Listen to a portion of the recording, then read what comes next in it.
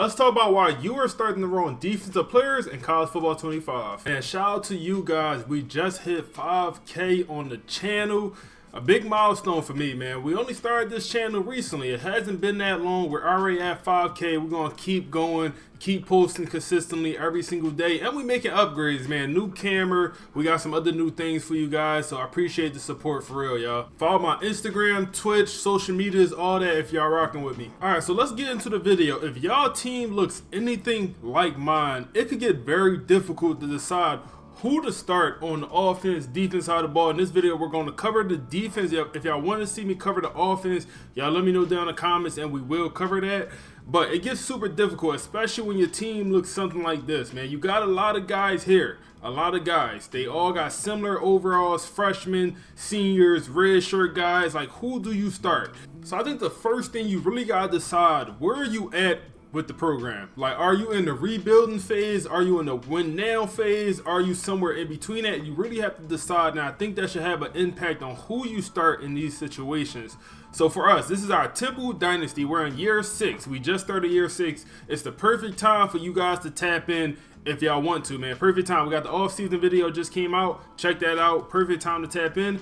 But we're in year 6, win now mode. So in theory, you should play the best guys. You should start your best players to, try to win every single game.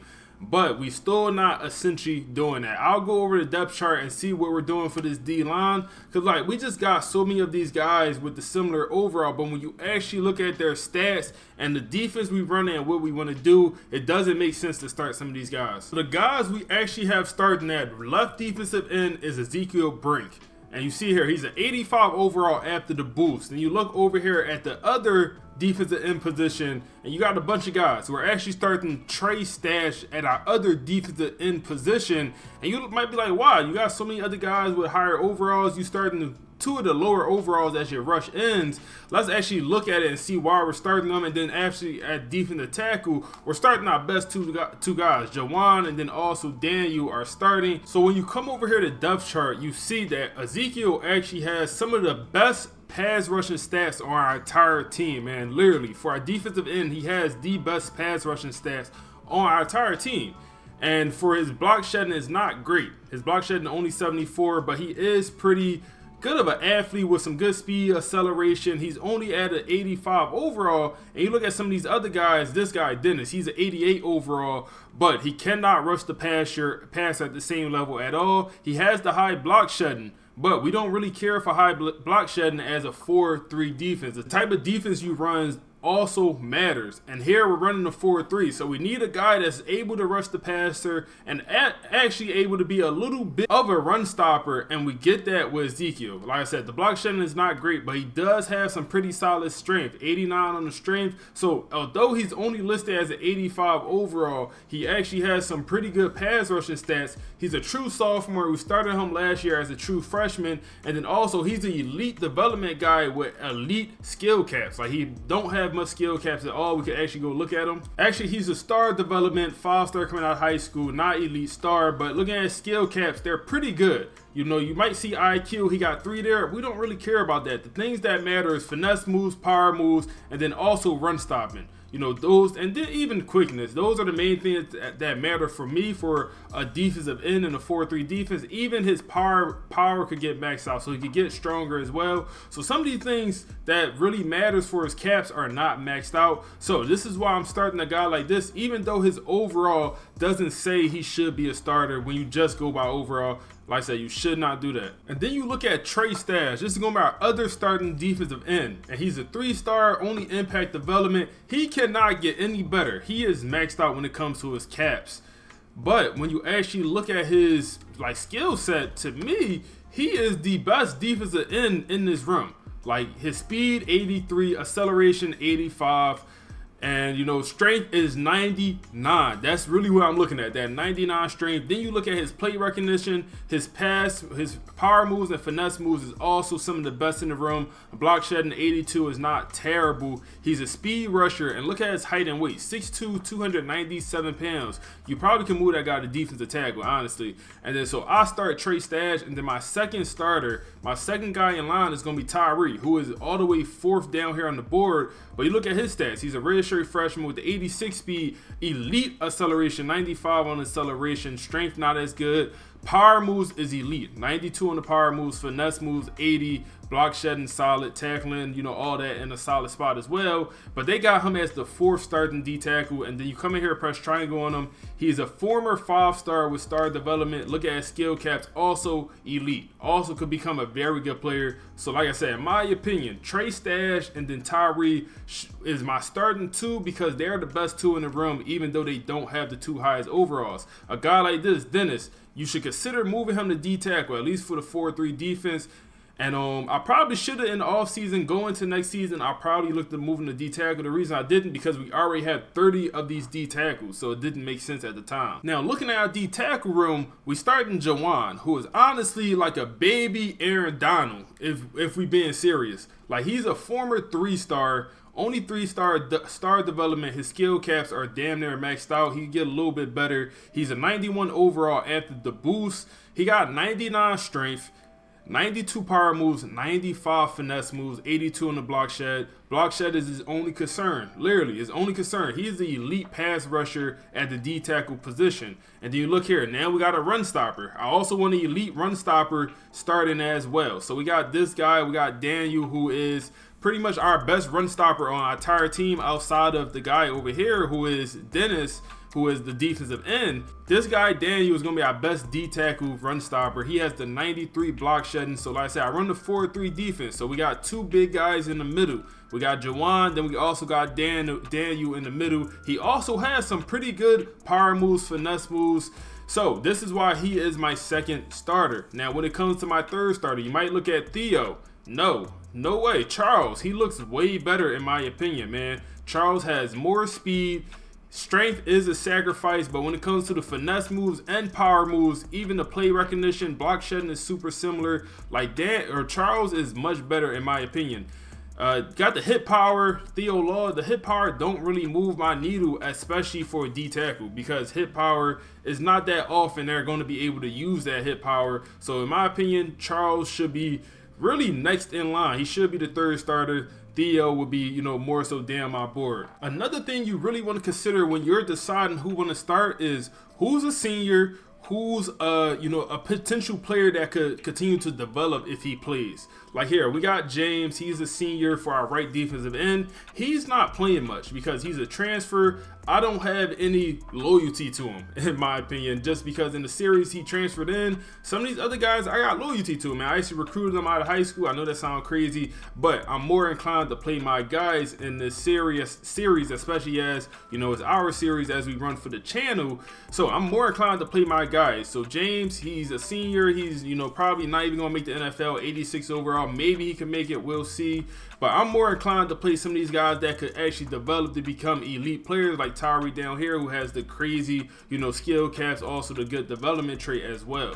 But it's kind of hard. You got to find that balance, man, of the balance of playing players that you want to develop and then also playing your best players for you to win now.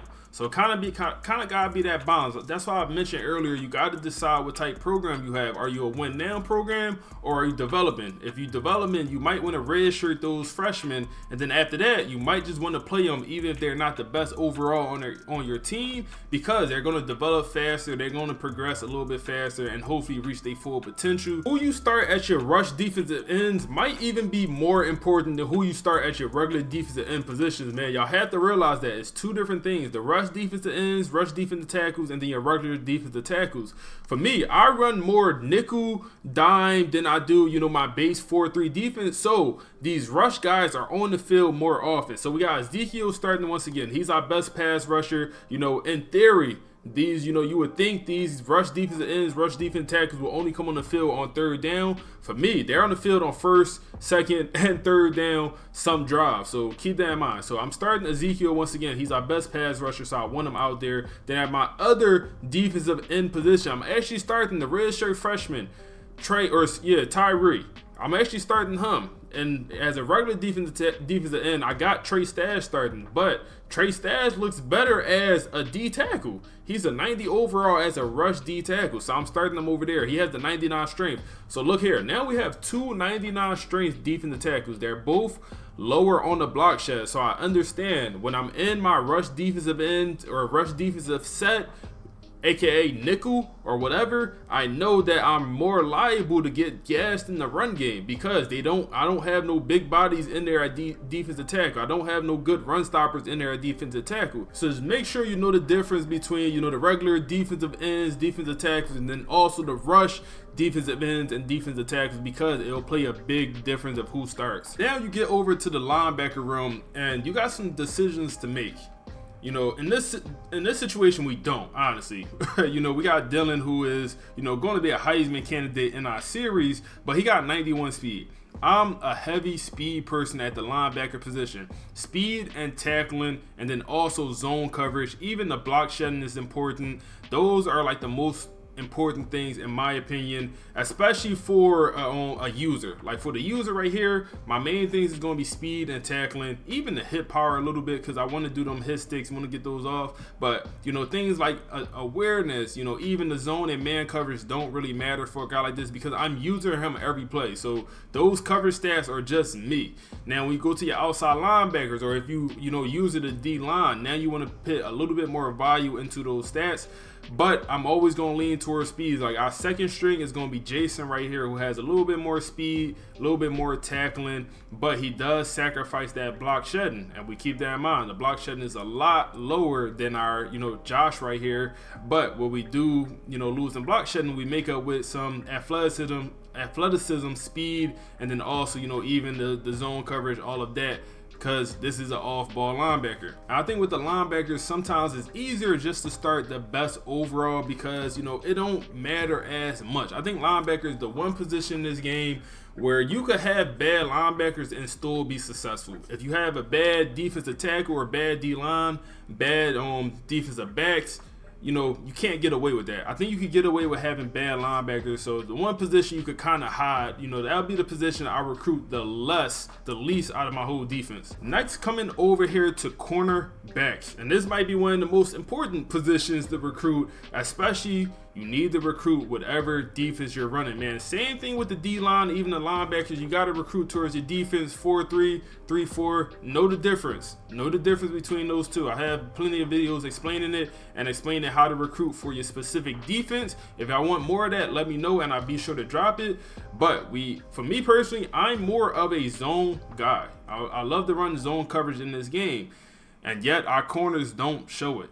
Our best corner is a man corner with low zone coverage, and then our next top two are both zone guys. So I could do a better job of recruiting only zone corners, but I just wanted to have a little bit of both in this series, at least at this point in the series. So I recruited both guys, man. We're not going to turn down 99 speed corner regardless. In this situation, I think it is best to recruit at least one of everything. Like have a man corner, a zone corner, even a slot corner on your roster, because you never know when you'll need them or how you want to use them. So we have a slot corner down here. He's not ready yet. He's a freshman, but I wish I did have a slot corner that was ready to actually start in that position, because right now we're starting Parker as a slot corner, and I don't think it's ideal. It's not what I wanted to do, but you know, that's kind of what we gotta do at this point. And if you want the best of both worlds when it comes to zone man corners, I always recommend come over here to safety, and when you're recruiting, recruit the hybrid safeties that's going to come in with the good zone and man coverage,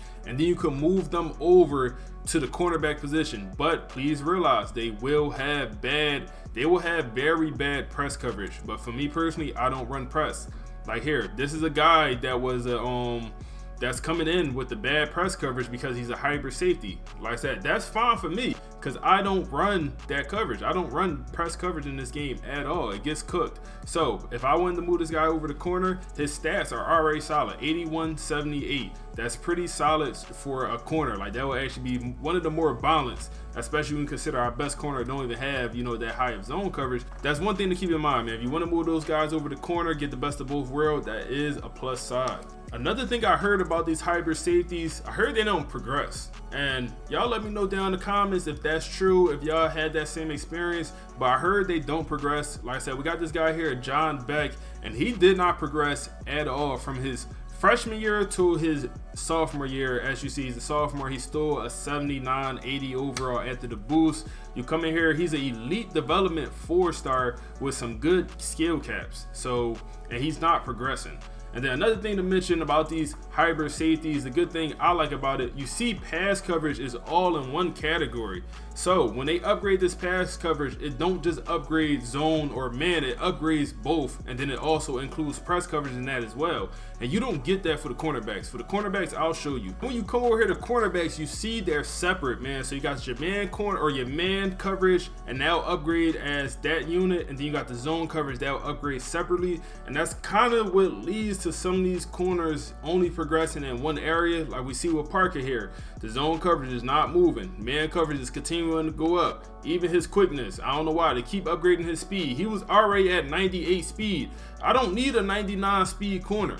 I need a corner that could cover in some zone coverage, man. So I don't fully get that, especially when it costs 13 points for them to upgrade the speed, and they upgraded it during this offseason instead of just upgrading his zone. Like, he could.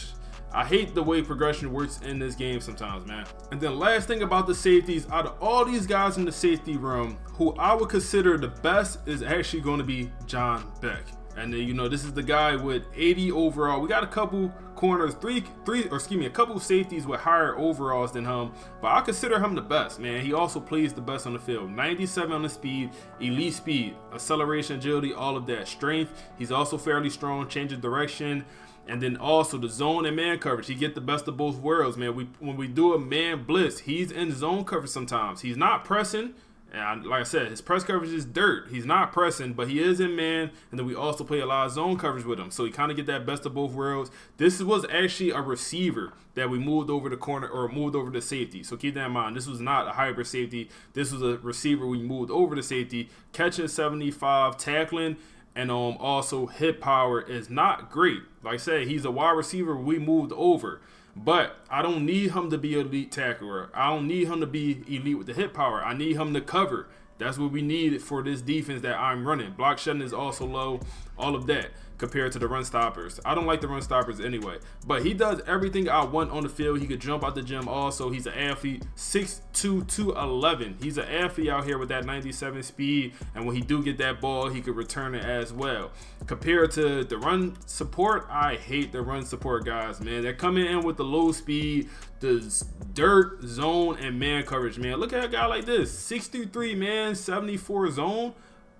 He's worse than a linebacker. Like, literally come over here to our starting linebackers, and you have linebackers with better zone coverage and man coverage. Literally, our top 4 linebackers all have better coverage ratings than that safety, and we can't do that, man. We cannot do that. So I stay clear. And look, this is even a run stopper lineman, or excuse me, middle linebacker, and he has better coverage ratings than the safety. So, you know, I'm totally out on the run support guys, man. And then also, I like the zone. I will do a zone safety, zone, and then hybrid. Hybrid is my number 1, zone is second, but I will start a zone safety. Dylan Storm is our other starter at the safety position. Out of everyone, I like him the most because he do have speed. Is not good. It's not good, but 97 on the zone coverage. The man is low, but I can do 97 zone. I can do 98 catching.